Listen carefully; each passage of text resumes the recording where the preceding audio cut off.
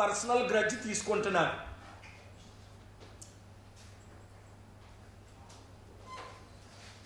Nuclear sites అనే పేరుతో ప్రపంచ మూడవ యుద్ధాన్ని ఆహ్వానిస్తున్నాడు. అందుకనే ప్రైమ్ మినిస్టర్ ఒమాన్ లాంటి వారు, ఇజ్రాయేలీ ఫార్మర్ ప్రైమ్ మినిస్టర్స్ ప్రధానమంత్రులే నేను పిలుపునిచ్చిన తరువాత నెతన్యాహుని వ్యతిరేకిస్తున్నారు. ఇమీడియట్గా సీజ్ ఫైర్ చేయమని. మాకేంటి అనుకుంటున్నారా?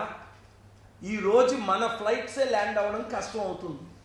ఎందుకు అంటే నెతన్యాహు ఇజ్రాయేలీ కంట్రీకి 50 యూరప్ దేశాలు, అమెరికా, కెనడా, ఆస్ట్రేలియా, న్యూజిలాండ్ లాంటి కంట్రీస్, ప్రపంచంలో ఉన్న ధనమైన దేశాలన్నీ ఎక్కువ మంది ఇజ్రాయెల్కే మద్దతు ఇస్తున్నారు. మరి ఇరాన్కి ఎవరు మద్దతు ఇస్తున్నారు? రష్యా, చైనా, నార్త్ కొరియా సిద్ధంగా ఉన్నారు మూడవ ప్రపంచ యుద్ధం చేయడానికి. అందుకనే